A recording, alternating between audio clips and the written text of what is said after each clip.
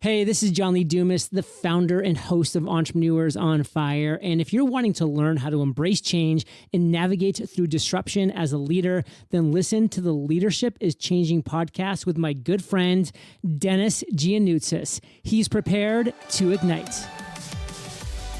Welcome to Leadership is Changing. Each week, we and our guests provide information and insights through exploring leading change. This is taking your leadership to another level by finding the balance between executive excellence and personal well-being through stories that inspire real change. It's time to adapt in our fast-moving world when leadership is changing with your host, Dennis Giannoutzis. If I was to say to you, leadership is changing, what does that mean for you? Today, what an interesting time to be thinking about what leadership is today. Here we are in a world that has gone absolutely nuts, whether we like it or not, whether we think it's a good thing or a bad thing. Here we are locked away in homes. I think it's a bit better for you guys in New Zealand at the moment because you're out of lockdown. You just can't leave and come into the country. But in such a short space of time, the leaders of our world have shut down businesses, they've shut down economies, they've shut down the borders, they've sent everybody home, and they've enforced that. I'm someone who's worked from home with my web development business for the past 11 years, but even I'm getting stir crazy at home. But have to think, so how do these decisions get made? Who's actually in charge? And what's more, what astounded me was the number of people, the population that just consented to the decisions and just followed along. And look, I'm not saying that they should do that or shouldn't do that. It was just an observation about how all this came about.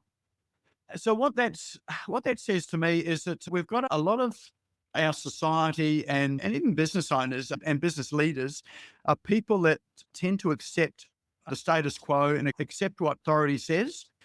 And I didn't hear too much questioning about it, apart from some rants and things that are on Facebook and social media, but not a lot of engaged discussion where we could be going or where we should be going. There are leaders out there who are out front. So Jacinta Ahern, for instance, she's someone that's a visible leader that's out front.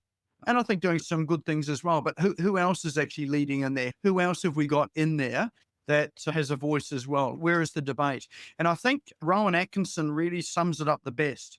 And he had a lecture in somewhere in England. I think it was a school in England. And it happened to be about, was it racism? Oh, it was, I can't remember the context of it, but it was all about the fact that people were, or political correctness, I think it was, people were told to be quiet. They had to toe the line. If they didn't, they were being politically incorrect. And then there was a whole discussion about censoring media in terms of what people could say online and what people could say in the newspapers and on Facebook. This is around the Cambridge Analytica time when Facebook had its problems. And look, there's definitely some bad stuff that was said and not great stuff that was said there. But his point is you don't deal with that by shutting down the conversation. You deal with it by having more dialogue and having more discussion.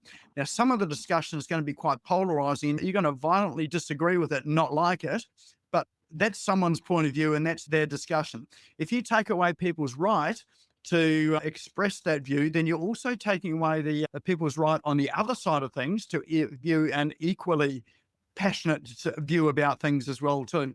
So leadership's changing. I think part of the change that we need to have is really to have people engage in discussion and engage in dialogue so that we're able to get, people thinking for themselves again, people making decisions that are based on their interpretation of what's good for them and what's good for society, rather than just accepting what's been given to them.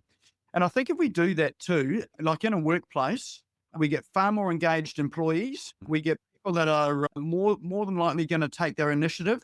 You're probably going to get a lot more mistakes, but out of those mistakes too, there are going to be a whole lot more learnings. And some of the best discoveries in the world have come out of people's mistakes. So I think not having that, we actually limit what we can do in business. But having leaders that allow that sort of discussion, allow the dialogue, and really allow people to express themselves, I think is going to propel us forward a lot faster than people towing the line. Wow. Yeah, that's excellent. Yeah, good points there. Hey, Kevin, the name of the show is Leadership is Changing. And when I say that statement, what does that mean for you? I was listening to one of your earlier sessions, Dennis, with Vince Molinaro, and this part of the conversation of, is leadership changing, or how is leadership changing? And my first thing as I was thinking about this is it really changing? And maybe I have a slightly different perspective on it, but I'm not sure that the core elements of what makes a great leader are changing. And we can talk about what I think those are. I don't have a fully baked view of that's unimpeachable, but I think that some of the core elements around being able to provide a vision, understand people and their motivations, and build a team around you as a result, inspire people and hold them accountable, and then for the leader to be accountable themselves. I don't think that those things have changed, and I'm not sure that those things are going to change in the future, because I think that those are the skills of a leader that they need to apply to whichever situation they find themselves in. But I do think that what's going on in the world today, from before the coronavirus pandemic, which is going on, the rate of change from technology and globalization and communications has led to those leadership skills being much more important to be on display consistently. And then more recently, the ability to provide that when you've got a team that's not in the room, is remote, and you're having to make decisions at a speed that you're not used to. I think it's just uncovering who are the better leaders out there rather than changing the things that we're expecting to see from leaders. Yeah. So the basic elements are still there. The core elements, as you're calling it, are still there. But the rate of change, the way things are, it's almost, how you do something in life and then it will be magnified in the sense that because of, as you say, the rate of change is happening so fast, that speed is happening. That, right. And going back to your words here, it's whereby this is where the real good leaders are actually being shown and are actually being magnified, if I can put it that way, where if you're not doing those core items really well, you're going to be in trouble. So Kevin, does that actually have an effect as well on the organization and the team if that leader is not stepping up? I think it does, because if there's one thing that we need as we're going through the phase that we're going through now, it's something or someone to believe in that there's a better day on the back end of it. And if you don't have that, I think it's much more challenging to get up in the morning and go work for other people or for the larger cause if you don't have that vision. Yeah, people are looking for a leader that's very strong, or they can actually latch on to and follow that leader in times like this, even more so than other times. And so they are looking for those leaders indeed. Very interesting times. And I don't think that people are looking for leaders who are infallible, who make every decision correctly. Sure. I think that they're looking for somebody who is authentic and human and gets the most out of their team, but has an opinion. Over the weekend, we had Hamilton come out on Disney Plus. And so I'd not seen Hamilton before, but one of the things that really stuck with me is early on, Alexander Hamilton talking to Aaron Burr, and the difference between I have an opinion and I want to go and do this, and Aaron Burr with, well, it's probably better if you smile a little bit more and keep your mouth shut and keep your opinions to yourself. I think that it was shown back then, but I think that's the difference between a leader who's going to be completely ineffective and one who's going to have a team that's willing to march through and be successful. Yeah, it's almost like the active leader versus the passive leader. The active leader out there having that opinion, as you say, versus the one just smiling a little bit more and not really being effective at all. Yeah. And now there are some things that I think maybe over-rotate during this time frame. I was talking to a client who's CIO of a hotel chain here in Dallas. And the conversation we were having was, do you think that this sense of urgency is actually going to improve decision-making? Because it looks like there's much more, there's urgency to make the decisions. People are making the decisions and going and executing them quickly right now.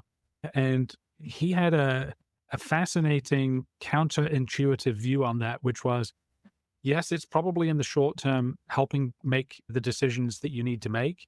And at the same time, if we lose the opportunity to collaborate with our teams so that they feel like they're part of that decision-making, then maybe we've lost something. So there are some things I think that come from leadership during this phase that are just for crisis leadership rather than leadership in general. And that might be one of them. Yeah. So the mode at the moment whereby we are in a crisis situation, those decisions can be done quickly, but in a long term, sort of long period of time, they probably won't be applicable because, as you say, he was saying, so we could lose the collaboration. We may lose some of our team and taking them on the journey with us for sure. Thank you for listening to this episode of Leadership is Changing with your host, Dennis Giannoutsas. Each week, we and our guests provide information and insights through exploring leading change, inspiring executives and leaders to adapt and lead a bigger game in a fast-moving world.